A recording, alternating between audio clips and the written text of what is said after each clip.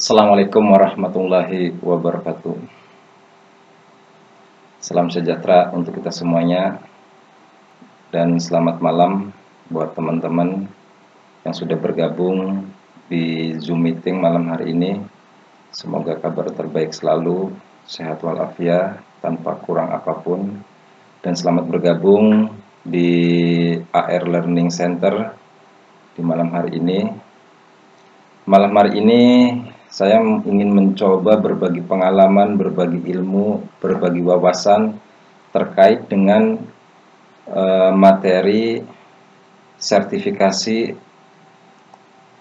expert tutor, di mana materi yang nanti akan kita sampaikan membahas terkait bagaimana kita menjadi tutor yang handal, tutor yang profesional, kaitannya dengan pengajaran kepada peserta didik ataupun kepada siswa di luar sekolah ataupun di luar kampus. Mungkin saat ini Bapak dan Ibu ataupun teman-teman semuanya sudah expert di bidangnya, khususnya misalkan untuk menjadi seorang dosen, berarti sudah pakar di bidang dosen dan ahli di bidang mata kuliahnya dan ahli di bidang akademik. Dan begitu juga untuk seorang guru, mungkin guru sudah menjadi Bapak Ibu sudah menjadi ahli di bidang menjadi seorang guru, akan tetapi belum tentu bisa untuk menjadi seorang tutor, karena di dalam menjadi seorang bagaimana mekanisme, bagaimana proses untuk menjadi seorang tutor itu. Pada kesempatan ini kita akan membahas itu dan kita akan berbagi pengalaman, kita akan sharing ilmu dan wawasan. Mudah-mudahan apa yang nanti bisa saya sampaikan pada kesempatan ini bermanfaat bagi Bapak, Ibu, dan teman-teman semuanya. Dan output dari pelatihan ini adalah satu, nanti kita akan menjadi seorang expert di bidang tutor. Ya, kita akan mendapatkan sertifikasi untuk non-akademik, yaitu sertifikasi expert tutor. Dan mudah-mudahan nanti bisa digunakan buat teman-teman semuanya, buat Bapak Ibu dalam melakukan pengajaran di luar sekolah ataupun di luar kampusnya. Baik, kita sebelum memulai materi ini, nanti kita akan membahas terlebih dahulu terkait apa itu tutor, apa fungsinya, apa manfaatnya, dan bagaimana kita menjadi seorang tutor yang baik. Pada kesempatan ini, saya akan menyampaikan apa itu tutor. Tutor adalah seorang pengajar yang mengajar dalam suatu kelompok di luar jam sekolah dan tidak harus mengikuti kurikulum pemerintah. Artinya, seorang tutor ini bekerja ataupun memberikan pengajaran kepada siswa di luar daripada sekolah. Karena ini adalah pendidikan non formal, tetapi memiliki keterampilan khusus bagi seorang tutor. Misalkan tutor mampu di bidang, misalkan di bidang pengajaran kaitannya dengan statistik. Jadi mereka memberikan pengajaran kaitannya dengan statistik di luar daripada kampus ataupun di luar dari sekolah. Kemudian tutor juga menyajikan pembelajaran dengan beberapa cara atau metode dan konsep pemahaman siswa dan lebih fokus kepada kebutuhan siswa. Kita berbicara berkaitannya dengan konsep-konsep yang khusus memang ditujukan kepada siswa itu sendiri. Dan apa sih kebutuhan daripada siswa itu? Itulah yang kita sajikan, itulah yang kita berikan. Jadi tidak harus, kalau misalkan siswa ingin makan, bagaimana caranya makan apel. Jadi yang kita ajarkan adalah bagaimana cara memilih apel, bagaimana kita memakan apel, bagaimana penyajian apel itu sendiri. Nah, itulah yang nanti kita ajarkan kepada siswa. Jadi artinya memang memiliki kualifikasi dan kemampuan yang khusus bagi ataupun keterampilan khusus bagi seorang tutor itu sendiri. Kemudian tidak semua guru yang berkualitas bisa menjadi tutor yang baik. Karena kaitannya guru adalah kegiatan formal, sedangkan tutor ini adalah kegiatan non formal. Kemudian tutor walaupun terkadang tidak memiliki kualifikasi tertentu justru seringkali lebih semangat dan bergairah. Karena apa? Karena dia memiliki kemampuan keterampilan yang tidak dimiliki oleh seorang guru. Guru memang mungkin mengajarkan semua aspek, Dosen mau mengajarkan satu mata kuliah ini aspeknya, tetapi belum tentu bisa memberikan pengajaran secara khusus kepada siswa ataupun mahasiswanya kaitannya dengan apa yang diinginkan oleh si mahasiswanya itu sendiri. Kemudian tutor harus memiliki keterampilan. Banyak pengajar yang berpikiran bahwasanya cukuplah dengan memberi materi kepada siswa itu sendiri, sama sekali itu tidak benar. Artinya pengayaan, keterampilan, kaitannya dengan keterampilan yang dimiliki oleh seorang tutor itu menjadi dasar utama pada saat kita akan memberikan pengajaran kepada siswa. Kemudian tutor harus memiliki keterampilan sejak awal membuka pelajaran dengan motivasi belajar. Jadi artinya bagaimana? Pada saat di awal yang harus kita berikan pemahaman kepada siswa adalah bagaimana kita memotivasi si siswa itu untuk belajar, untuk mampu ataupun untuk bisa memahami materi yang akan kita berikan. Dengan cara apa dan tekniknya seperti apa, itu harus kita pahami dulu secara psikologisnya, secara sosiologis dari siswa itu sendiri. Agar nantinya terjalin satu komunikasi yang baik. Jangan sampai nanti antara pengajar dan siswa ataupun dengan peserta menjadi bumerang ataupun blunder ataupun jadi konflik antara si peserta ataupun siswa dengan tutornya.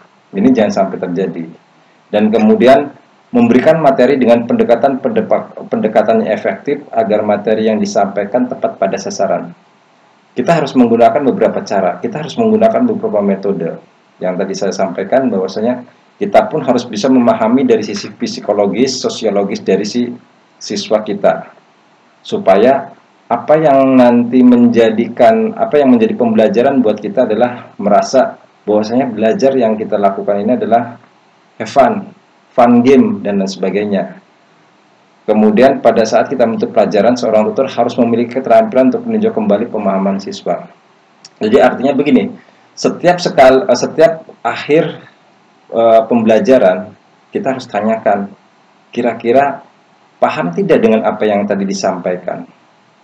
Mungkin pemahaman setiap siswa itu akan berbeda-beda, tergantung bagaimana kita melakukan pengajaran tersebut dengan pendekatan-pendekatannya. Mungkin tidak dalam konteks pembelajaran pengajaran yang dilakukan oleh seorang tutor, mungkin tidak bisa kita lakukan 100% dalam konteks pembelajaran ini, dalam konteks pengajaran ini. Mungkin dari 100% itu mungkin lebih banyak kita menggunakan fun game-nya. Ada fun game yang mungkin ataupun ice breaking yang kita berikan kepada si siswa tersebut agar tidak merasa jemu dengan pengajaran yang kita berikan. Kemudian pastikan kita mereview dari hasil pembelajaran siswa setiap harinya. Seperti apa dan bagaimana, dan kita langsung tanyakan kepada individunya, kepada siswa itu ataupun kepada peserta itu, bagaimana menurut Anda dan seperti apa itu konsep 5W.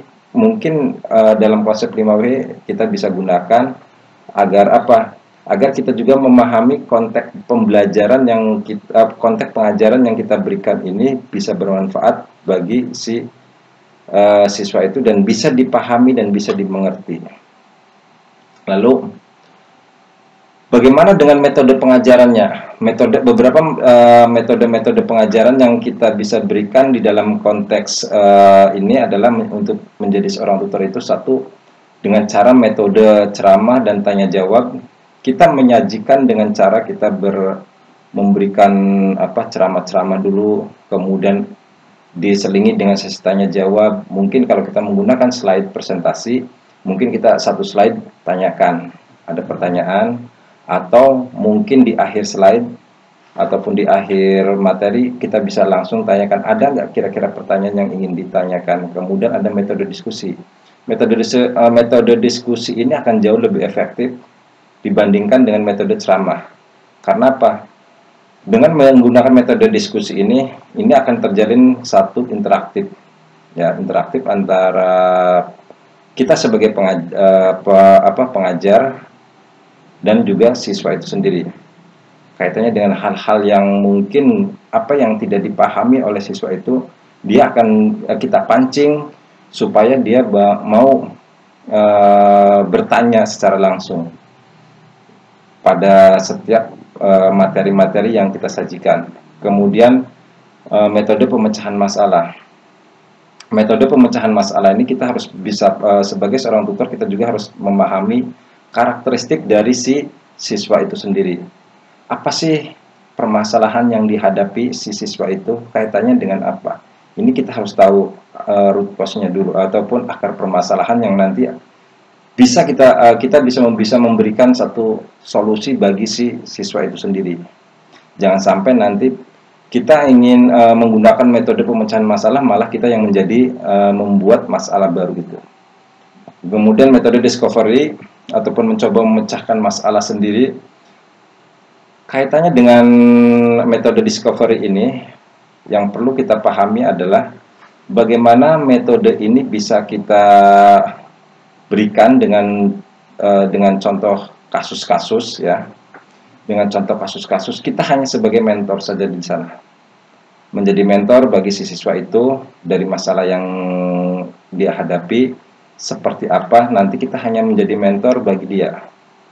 Dan kita pun harus bisa memberikan masukan sesuai dengan apa yang dia inginkan. Jangan melebar dengan permasalahan yang ada pada diri dia. Kemudian metode debat. Metode debat ini mungkin akan menjadikan satu konsep komunikasi ya, komunikasi saling di dalam konteks metode debat ini. Jangan sampai kita sebagai tutor yang memang memiliki keterampilan tersendiri ya, keterampilan khusus, menjadi perdebatan yang akhirnya terjadinya sebuah konflik. Hindari konflik internal antara tutor dengan peserta. Kita menjadi seorang tutor ya, dan juga kita harus bisa menjadi seorang mentor, dan kita juga bisa menjadi seorang fasilitator. Jadi artinya kita berdebat dengan dia untuk mencapai sebuah ataupun untuk mencari sebuah solusi dari masalah yang ada. Itu ya, metode debat ini yang harus kita kedepankan adalah yang tadi itu. Kita bisa menjadi mentor, kita juga bisa menjadi fasilitator ya. Dan kita juga harus bisa menjadi tutor bagi si siswa tersebut. Kemudian bagaimana tip-tip yang harus kita ataupun supaya nanti kita dikatakan bahwasanya enak loh kita kalau misalkan dengan tutor ini. Jadi bagaimana tip tutor yang menyenangkan? Yang pertama, kita bisa tegas, tapi jangan keras. Tegas dalam artian kita memberikan sebuah sikap, bahwasanya sikap yang kita berikan ini untuk mendisiplinkan si siswa itu sendiri. Kemudian lakukan pendekatan emosional yang baik. Jangan terpancing emosi dari si peserta itu ataupun siswa tersebut. Siswa itu memberikan ingin menyelesaikan masalah itu dengan secara cepat, tetapi kita bisa memberikan solusinya secara perlahan dalam menyelesaikan masalah yang dihadapi. Kemudian jangan sungkan memberikan apresiasi, penghargaan kepada si siswa tersebut. Kemudian dalam memberikan evaluasi juga sifatnya bagaimana kita bisa membangun jati diri dia, bagaimana kita bisa meningkatkan rasa percaya diri dia, dan bagaimana kita bisa mengukur kemampuan dia dan bisa memberikan bahwasanya kemampuan yang lebih kepada si siswa tersebut. Kemudian kita harus bisa memposisikan diri kita. Kemudian kita harus menjadi relationship bagi siswa tersebut, tetapi bukan menjadi teman siswa. Ya, kita berteman dengan siswa bukan menjadi teman siswa. Ya, kita menjadikan relationship bagaimana kita menjadi seorang partner bagi dia. Kemudian buat semua siswa merasa jadi yang paling istimewa. Pastikan kalau kita menjadi seorang tutor, kita selalu mengistimewakan dia, dan kita jangan membanding-bandingkan siswa ini dengan siswa itu. Si A dengan si B, si C dengan si D, itu tidak boleh. Kita tidak boleh membanding-bandingkan. semua kita anggap adalah istimewa. Itulah yang mereka yang terbaik bagi diri kita. Karena kita memang supaya supaya mereka termotivasi bahwasanya saya juga pengen belajar, saya pengen bisa, ya. Kemudian yang selanjutnya adalah apa saja yang harus dihindari untuk seorang tutor.